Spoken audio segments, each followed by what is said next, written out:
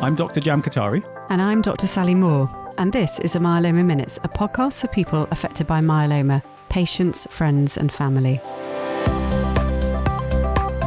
Good evening, Sally. How are you? Yeah, all good. Hanging on in here. End of a wet Sunday, but life is good. Thanks, Jam. You? Yeah, all good. Half term has started, which is always a balance. I hear you've been chatting to some myeloma support groups recently. Can you tell us a little bit about that? Yeah, sure. My God, I've had a crazy couple of weeks actually, just giving lots of talks and lectures. But I think the one that I've enjoyed the most was actually talking to the Bath Myeloma Support Group. I used to work in Bath, so it was really lovely to see some friendly faces and hopefully they appreciated me talking them through all the developments that have come and that are coming for them and their loved ones. So it was a really rewarding session. I think there's nothing like meeting patients face to face. You know, we see them every day, don't we, in clinic, but it's really lovely to speak to a big group of engaged individuals and hear what their thoughts are and what their questions were. So yeah, it was fab. And also lovely to get some feedback on the podcast as well, which is always very welcome. Leading on from that, today's topic, I think, has come from a lot of people asking us to talk about this subject, and something that comes up all the time with our patients. It's the topic of remission. So it's a word that's used in cancer quite a lot, and I think we're going to try and break it down. And the kind of words that are related to this subject, it's like responding to treatment. Am I in a remission? What does it mean if the myeloma is relapsing? And moving forwards from that, we'll talk about other ways in which one can understand how well the myeloma is under control. So I think interesting topic, Sally, to cover in the next 40 minutes or so. Yeah, the R words, remission, relapse and responding. It's all very confusing, isn't it? So hopefully we can shed some light on that for our listeners. So let's get stuck in, Jam. The thing about myeloma that makes it different to a number of types of other cancers is that a lot of the time there's this protein or different types of protein that the myeloma, the cancer, produces it. And changes in the cancer lead to changes in these protein levels. Yep. And because it's so much easier to measure these in the blood than it was a number of years ago, you can often find that things can change quite quickly and you can start getting information within a few short weeks. So, for example, someone might be diagnosed and they have a protein level of, say, let's call it 50 grams. Mm-hmm. And after a couple of weeks, they're starting to feel better, which is, of course, one of the key things. We've improved the pain, kidney function has improved, but this protein level is starting to drop. And then we start saying that, you are responding to the treatment. So I think what is a nice thing in a way about myeloma is that sometimes you get information and positive information early, which allows us to sort of provide this information. So I think that's the first thing to say. But Sally, maybe you can take it back even a bit further than that.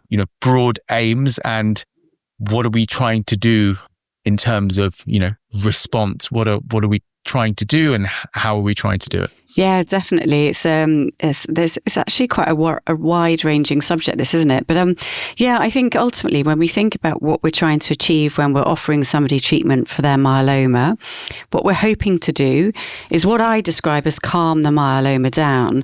But I guess what I really mean by that is by saying we want to remove as much myeloma as we can from the body to enable the body to recover and heal and the person to, first of all, get better and feel better, but also not develop other complications which could be down the line for them. And so, as you said, Jam, with successful treatment, what we should see is that the myeloma in the body diminishes or it shrinks. And in doing so, if that myeloma is making a protein or a light chain, a paraprotein or a light chain, we see that shrink or fall as well. And I guess that's our aim, isn't it, really, to calm it all down so that the person can get better and carry on living their life. As you said, we can do that in most people through tracking their blood results. And as you say, depending on which type of protein that myeloma may be making, you may see a response in some cases, actually, even within a couple of days, if you're just a pure light chain myeloma. But actually, if you've got a paraprotein, sometimes that can linger in the body for a little bit longer. So what we call its half-life. So that's the time for it to leave the body, can sometimes extend into weeks. So actually you might do a blood test and think, well, goodness, I thought these drugs would have kicked in by now. And it doesn't mean they're not working. They just might take a little bit longer. And so I think it's very dependent upon the individual and very therefore dependent upon the team around them to tell that patient what to expect in terms of when we might see things change on your blood tests and what that might mean for you. So yeah, that's how I approach it anyway. Over the last few decades, doctors like to categorize things. And I think the reason for that is it helps you put things in different groups. When you're developing new treatments as well, you need to understand, treatment A pushes 50% of people's proteins down to level whatever that is. And that's when it can get a little bit more technical, because we talk about things like partial remission and very good partial remission and complete response or complete remission. And we're not going to go into the technicalities of each of those things, but they represent a sort of a different level of improvement of the proteins. The thing to understand is that we can measure it. And the first thing people often ask is like, they've had some treatment. It's like, well, am I in remission? And like very broadly, so that often means as well, is my cancer controlled? So you can be in remission, but still have myeloma in the body, Sally. And I think that's an important point to make. Yeah, absolutely. Because we know the myeloma never really goes away. So I think it's perhaps an easy way to consider this is you're responding as your paraprotein falls or your light chains fall on your blood tests. And then you're in remission when it's almost got to as low as it can be. Now that may be for some people that they've got a flicker of a paraprotein or a light chain on their bloods. For other people, it may be that you can't find any at all. But those two individuals are still in remission, albeit that they've got what we call a different depth of remission, which refers to that point of the different ways that we assess these remissions according to how much the paraprotein or the light chains have fallen from where they started. So it is confusing. I think the responding and remission piece is quite tricky, isn't it?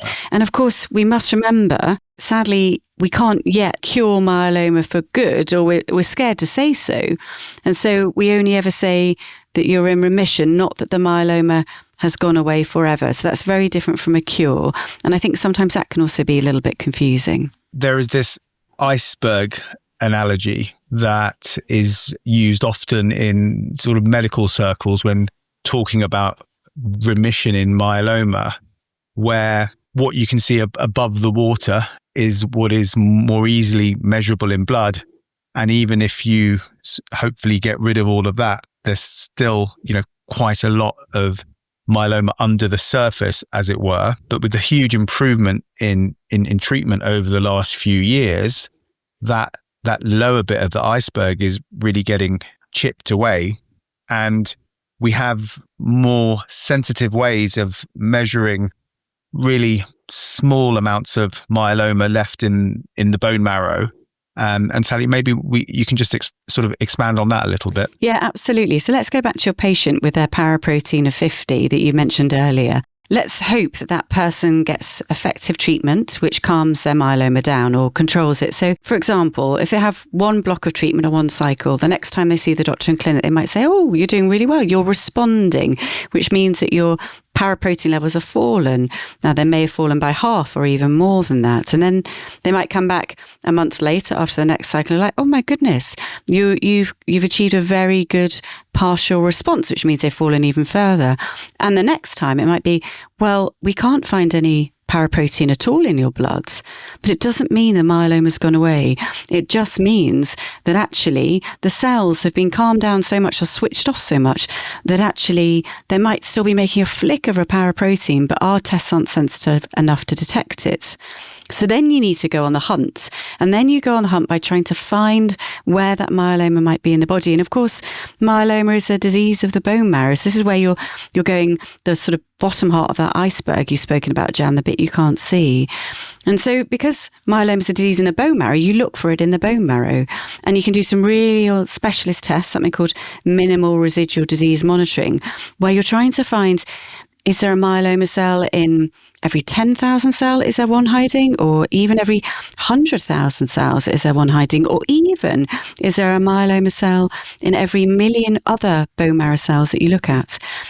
And depending on which cutoff you use, you might be what we call minimal residual disease positive, meaning that you found that cell, or that you're negative, meaning that you've looked at a million normal cells in your bone marrow, and in those cells, you can't find a single myeloma cell, which translates into a really good outcome for most patients. That's really good news. But yeah, these are specialist tests, which I think at the moment aren't yet routine in the UK, but I strongly suspect they'll be coming to us very soon. And that will give us that extra layer of information, that underneath the iceberg bit about what's really going on. For our fitter younger patients, we've discussed at length the transplant pathway, and our aim, always in those patients is to try and get them to this point of MRD negativity, which we have touched upon. And ideally, what is called sustained MRD negativity, where you do this MRD test, Sally, that you so nicely described, on occasions over time, over years, and you can't detect the myeloma. And we know that then translates into, prolonged remissions.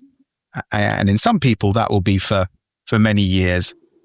Now, for older patients, those who are fit enough, we also know that the same is true, that we try and get people to MRD negative status if we can. And again, that does translate into prolonged remission. Now, as you rightly say, Sally, understanding what's happening in the bone marrow is absolutely crucial. But the effect of the myeloma is across the whole body, and understanding response alongside measuring those proteins, and in selected patients doing MRD, understanding what's happening using scans is a very important part of understanding the response. Yeah, I couldn't agree more. So we have one piece of the jigsaw, which is the blood test, and I think it's really easy for us to rely on them, but they're not the only piece of the jigsaw. The other part, which is really important to consider, is what's going on in the bones. And we've got some great ways of assessing the health of the bones to see if there's any new areas of bone disease cropping up, either through PET CT scans or whole body MRIs, which can also tell us in real time what's going on. Is the disease back again, or has it calmed down? And so you can not only assess MRD by looking in the bone marrow, but you can also be sort of MRD negative on scans, so to speak, or in remission on scans at least. And of course, if you're looking for things to be calmed down, you also have to make sure they're not cropping up again. So patients might have repeat scans to confirm that nothing has occurred alongside their blood tests. So if people remember from the imaging pod, a PET scan uses radioactive sugar, and areas of active myeloma and bone disease pick up this radioactive sugar. And what you see at diagnosis, usually after a few cycles of good treatment, it's described as metabolic remission on a scan. And that sits alongside measuring the response in the blood. So you can't measure, 1 in a million cells like the same way that you do in the bone marrow, but you get a very good understanding of what is happening across the whole body, which, is a crucial part of the jigsaw. Using specific types of MRI scan as well, they don't use radioactive sugar, but they can give you similar sorts of information about activity of bony disease in the myeloma. Definitely. And I think it's really important to say that this monitoring piece is actually quite crucial, because not only does it reassure the medical teams, everything's under control, but hopefully the patients. And increasingly, I suspect in the future, we'll be adapting treatment as to how well people are responding. So that might be adding in drugs if the response isn't what we call deep enough, which might be, for example, we can find some myeloma in the bone marrow, so you're MRD positive, we might add in extra drugs. Or we might take drugs away when we can't find anything. And we think, well, okay, this person doesn't need to stay on this cocktail of drugs. We can just strip it away and simplify things. And then the other really important point, which is where myeloma does get quite confusing, is that when it does come back, and some people, it can come back slightly differently, in so much that you might start off, for example, with a measurable protein, but when the disease comes back, it might come back with a measurable light chain instead of a protein, or with new bone problems which weren't there before. So it's kind of nimble, it's nifty, it's on the move. And so I think you've always got to stay alert to those different possibilities, which is where this monitoring is so important. Three crucial things in a way is the history. What symptoms are people getting? What do the blood show? And what do scans show? And hopefully using those three things at the right time and seeing people at regular time points means that you can get on top of it before it starts causing a problem. Now, Sally, you mentioned the things that we've talked about measuring response. We also use to look at to see when the myeloma is coming back. So the term that we use for that is relapse. So when we talk about relapse, just to make it clear to everyone, what are we saying? Yeah, so relapse again is a complex area, but it tends to be that there's been an uplift or an increase in either your your paraprotein levels or your light chain levels, or that even your bone marrow has changed from where it was previously. So at its best, you're comparing what's going on now to when the myeloma was best controlled on the most recent treatment. And I think, for example, to enter into a clinical trial, it may be that your protein levels have to go up by a certain amount. But in day-to-day life, that's sort of true, but we don't go by an absolute number, because some people make a lot of paraprotein, some people don't make any, and so on and so forth. But it's more tracking the overall trend. And if the overall trend is one of the numbers are increasing or the bone marrow cells are increasing, then that suggests that the disease is coming back and you're relapsing. If people are relapsing, obviously that's something that is not nice to hear. We don't treat everyone at the point of relapse necessarily, which can sometimes not be obviously clear why. Can you just get into that a little bit? Yeah, I think this is an area which is up for debate, and I think practice may change in the future in this regard. But I think at the moment it's still quite tailored to the individual patient and also, of course, their wishes.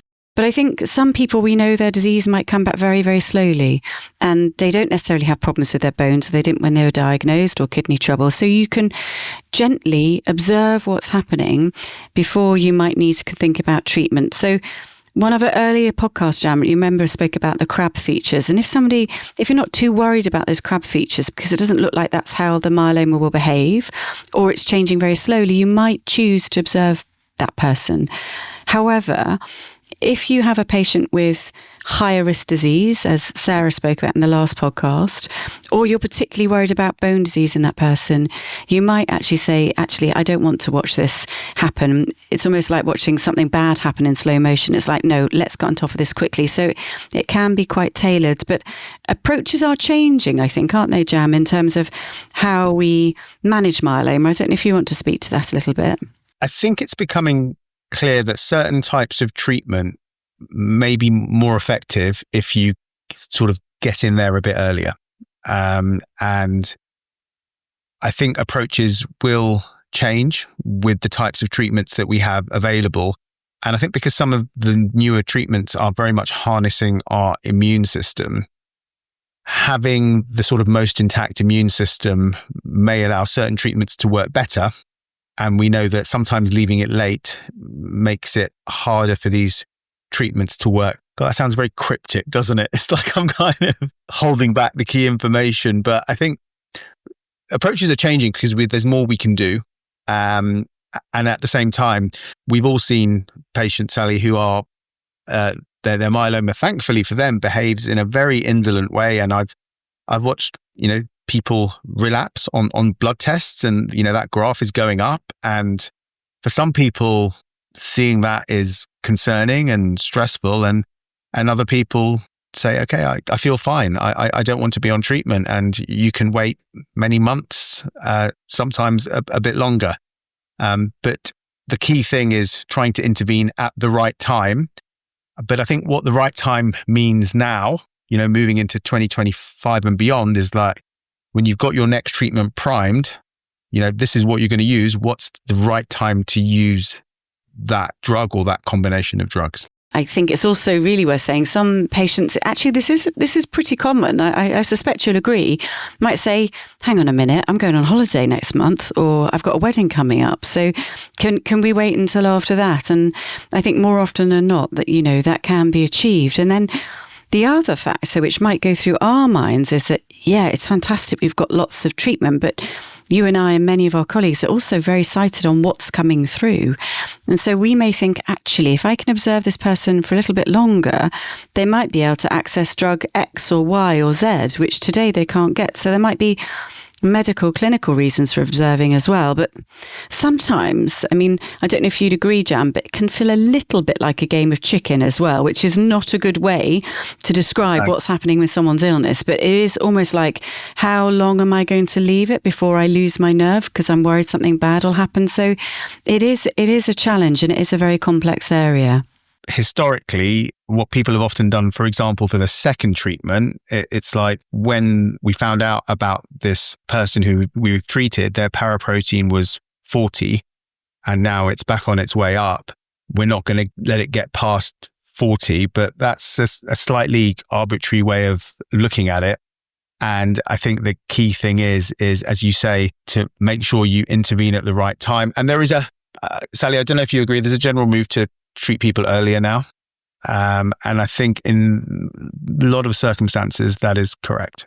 I think so. It is, again, you have that conversation carefully and you consider it carefully and you see what's right for the patient.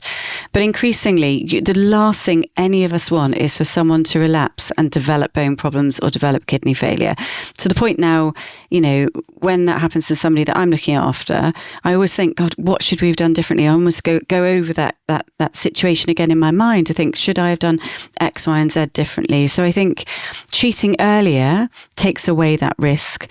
And particularly when the drug's so good, like you say, Jam, back in the day, in the olden days when we first started as consultants, there weren't so many options. So you might choose to leave it a little bit longer knowing, well, I've only got one treatment left and I don't want to start it now because if I start it now, it might not work. That person's losing 6 months when they might still be well, but slowly relapsing. Whereas now it's different. Now there's so much more that we can do to keep people well on treatment, and the treatments are so good. I think that argument becomes less valid, really.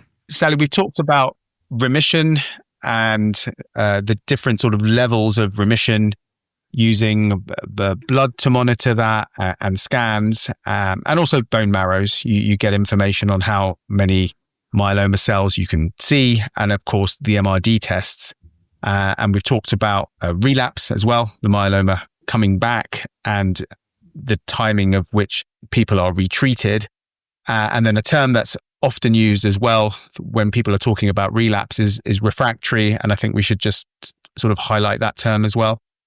Yeah, it's often lumped together, isn't it? Relapsed and refractory myeloma, particularly when in the context of clinical trials. But refractory is a medical way of saying the last treatment or a treatment previously didn't work.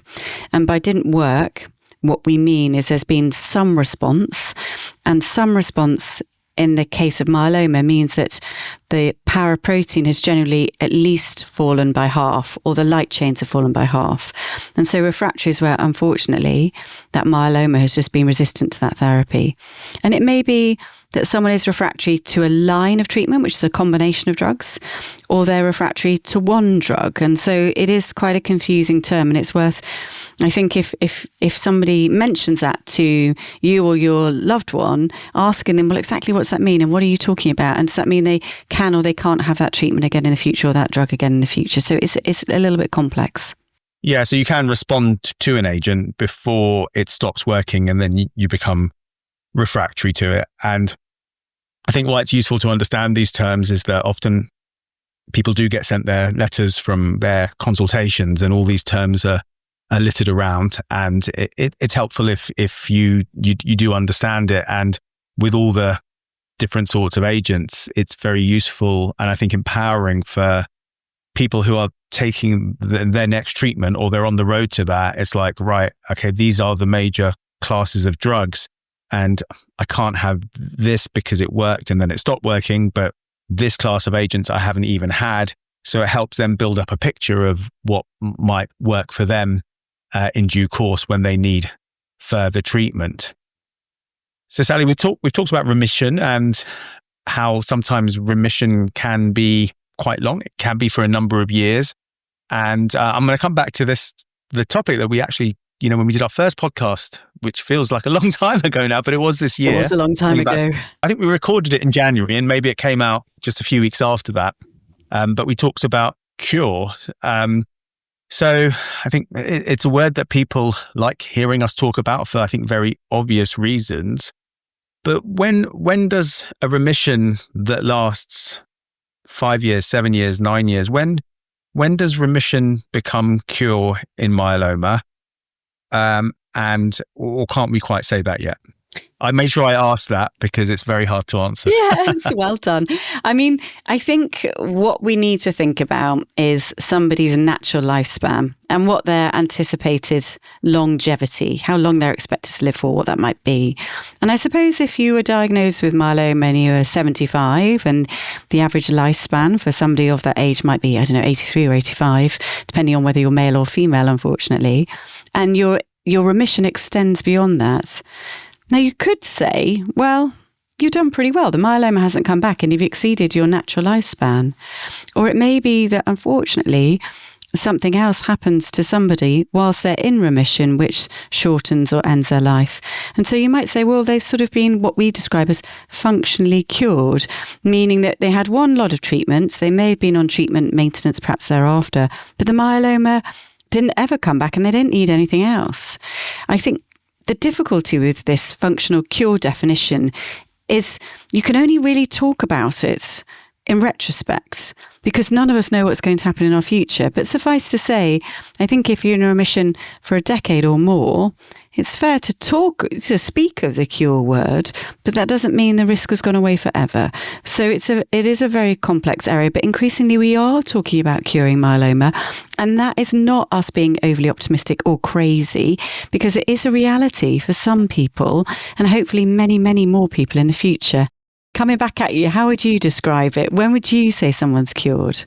Or would you? I think when we look back in a few years at people that were being treated around now, and maybe, since 2020 and even a few patients before that, and when there are groups of people who are staying in remission for, as you say, 10 plus years with a single treatment, and their life expectancy has got to where they would expect, then I think absolutely it's an appropriate thing to say. It will only apply unfortunately to certain groups of patients. I think in terms of this podcast, remission, disease control, long-term remission generally equates to someone having sustained MRD negativity, and that sustained MRD negativity lasting for many, many years, and then you're approaching your normal life expectancy, then that, to my mind, that feels like what would be called a functional cure. But I think a very important caveat is that I think when you're using that terminology, ideally it should be with time-restricted treatment. So it's a block of treatment that stops, and that MRD negativity continues.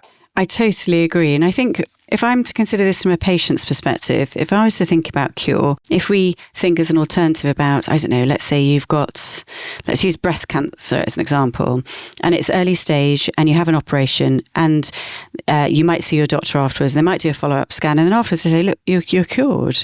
And that means you can carry on with your life. You don't necessarily need to see those specialists again, and you don't need to take any drugs. Now with myeloma, it's different, because often people might be functionally cured, but they might still be on treatment. They're certainly still being monitored in clinic. And if you're functionally cured, do you really need all those bone marrows, want all those bone marrows, all those blood tests to still see our friendly faces again and again? And so it is somewhat different, I think, for people living with myeloma. Even though we can have this level of optimism, it doesn't mean you're off the hook. Thanks very much. Don't need to see us again. And so we look at it through a slightly different lens. And also, Sal, for someone to have this prolonged MRD remission and heading towards many years of disease control, ideally coming in every even year for a bone marrow is not that nice. I think the reminder of having to have it is an awkward procedure. There's a future where we could maybe monitor people more easily. Yeah, we're really looking forward to introducing this into the clinic, albeit that it's not here yet. And no real promises yet as to when we might be able to embed new technology. But suffice to say, there is new technology on the horizon, which is a way of trying to detect the myeloma for this MRD test using a blood test. So instead of needing the bone marrow every year or so, which actually at the moment, I think it's fair to say, really that MRD testing only happens in clinical studies. We don't do that day to day in clinical practice. But this specialist blood test using a technology called mass spectrometry may be coming to the clinic soon. And that's a way of checking for this MRD on a blood test. Now, importantly, I think the easiest way to describe mass spec, it's almost like measuring your paraprotein, but for many of our listeners, when you get your numbers, you might get paraprotein 5 grams per litre or 2 grams per litre or 2.1 if you're lucky. Mass spec can almost test things down to the 0.000. So you're just getting that increased sensitivity, and that correlates with what's going on in your bone marrow in terms of that MRD piece. So really exciting, hopefully coming in the next few years, certainly by the time we retire, Jam, we hope. So watch this space, and that potentially could be transformative in terms of the starting treatment we spoke about earlier. We have a mass spec machine in Oxford. We're very excited to be using it, but as you say, it's in a research capacity at the moment. So that is sort of remission, relapse, refractoriness and cure in a bite-sized pod, Sally. Just remember the 3 R's. They are slightly different, but they're all very important. And your team... Reading, writing... Arithmetic, exactly. But ask speak to your doctors and the clinical teams about them, because they allow us to track what's going on with increasing sensitivity. So that's really exciting. Thanks, Sally. Lovely Sunday evening chat, and look forward to seeing you at the next one. Yeah, let's do it again. Bye. Bye. This has been the Myeloma Minutes. We hope that you found today's pod engaging, interesting, and above all, useful and understandable. Please remember that this does not constitute medical advice. Thank you so much for listening. Please do feedback on what you've enjoyed and what you'd like more of. You can email us at themyelomaminutes@gmail.com, and we'll see you at the next one. Bye.